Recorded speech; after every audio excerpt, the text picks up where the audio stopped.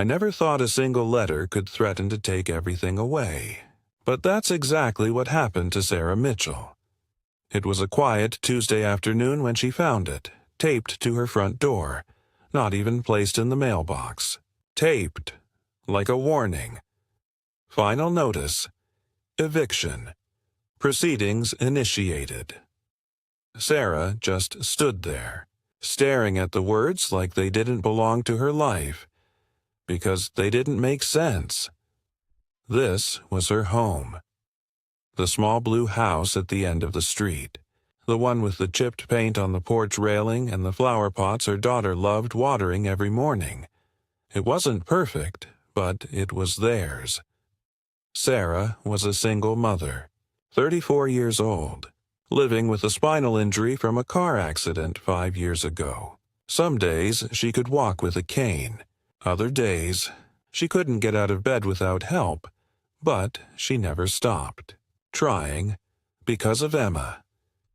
8 years old, bright, loud, full of questions about everything. Sarah built her whole world around making sure Emma never felt the weight of their situation, even when it was crushing. She worked remotely when she could, took freelance jobs, budgeted every dollar, and she paid her HOA dues every single month. So this notice? It felt like a mistake until she read the reason. Violation of community standards, property neglect, and unauthorized modifications. Her stomach dropped. Property neglect. She looked around. The grass was a little uneven, sure. The ramp leading to the front door wasn't exactly aesthetic, but that ramp was the only way she could enter her own home. She called the HOA immediately. After 15 minutes on hold, someone finally picked up. Cold voice. No warmth. "Yes, this is regarding your violation case," the woman said. "Violation?" Sarah replied, trying to stay calm. "There has to be a mistake. I haven't missed any payments."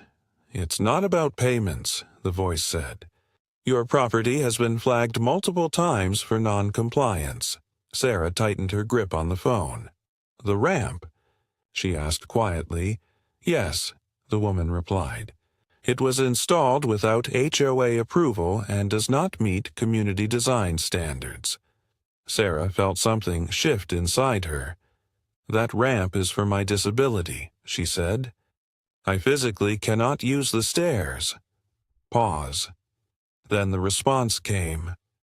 "Regardless, all modifications must be approved prior to installation."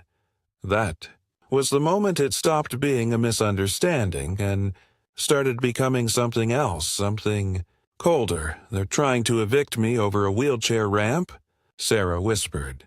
"Eviction proceedings will continue unless the violation is resolved," the woman said flatly. The call ended. And just like that, her home didn't feel safe anymore. That night, Sarah sat at the kitchen table long after Emma had gone to sleep, the notice in front of her. Bills scattered around. She tried to figure it out. If she removed the ramp, she wouldn't be able to leave the house.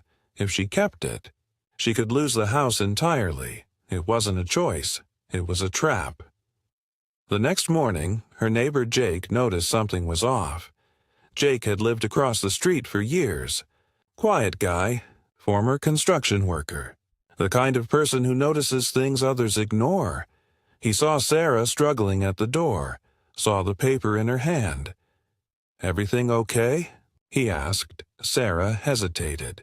Then she told him, "Not everything, just enough." Jake listened without interrupting. Then he looked at the ramp, then back at her. "That's messed up," he said. Simple words, but they carried weight. Because Jake didn't just walk away. That afternoon, he knocked on a few doors, then a few more. By evening, people were talking. Wait, they're evicting her over a disability ramp. That can't be legal. and just like that, the story started spreading. By the next day, it wasn't just neighbors anymore. It was the whole block. Parents at the bus stop talking about it. People walking by slowing down, looking at the house. Sarah noticed it. The attention. It made her uncomfortable. But something else came with it, too. Support. A woman named Linda showed up with groceries, just in case things get tight, she said softly. Another neighbor offered to mow her lawn. Someone fixed the broken porch light, without even asking. Small things. But they added up. And then Jake did something bigger. He posted the story online. Not dramatic, just real. HOA trying to evict a disabled single mother over a wheelchair ramp.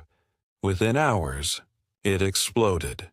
Comments, shares, messages. People were angry. Not the loud, chaotic kind of anger, the focused kind.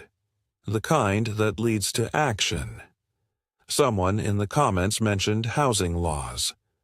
Another brought up disability rights. Turns out, the HOA might have crossed a line, a big one. Because under federal law, reasonable accommodations for disabilities are protected. And a wheelchair ramp? That's not optional, that's essential. Now, the situation wasn't just emotional, it was legal. The HOA didn't expect that. They sent another notice, more aggressive this time. Failure to comply will result in immediate legal action. But something had changed. Sarah wasn't alone anymore. 2 days later, a group of neighbors showed up. Not with words, with tools. Jake was there. So were 10 others. They started reinforcing the ramp, making it sturdier, safer, better.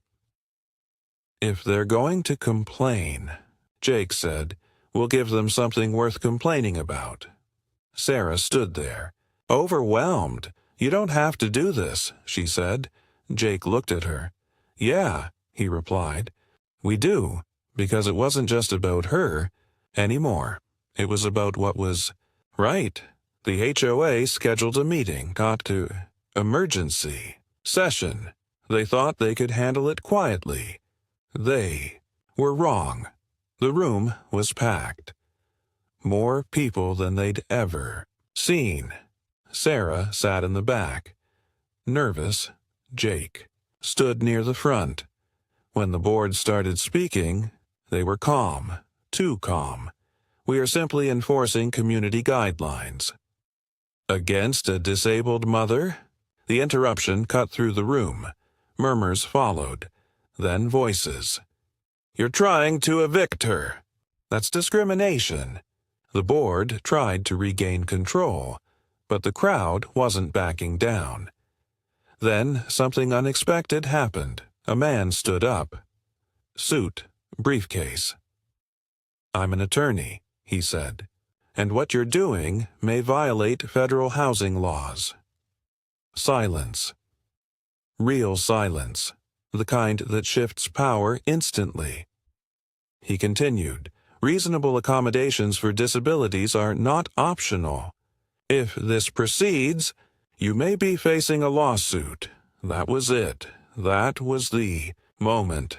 You could see it on their faces. They hadn't planned for this. They thought this would be easy. Routine. It wasn't anymore. Within 48 hours, everything changed.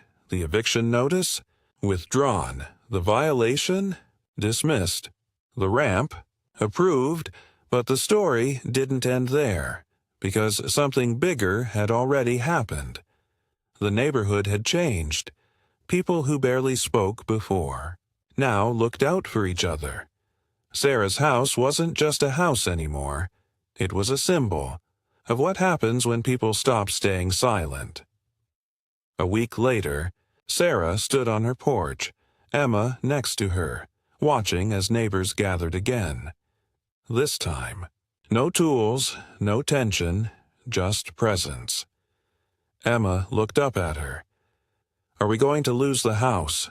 she asked quietly. Sarah knelt down, holding her close.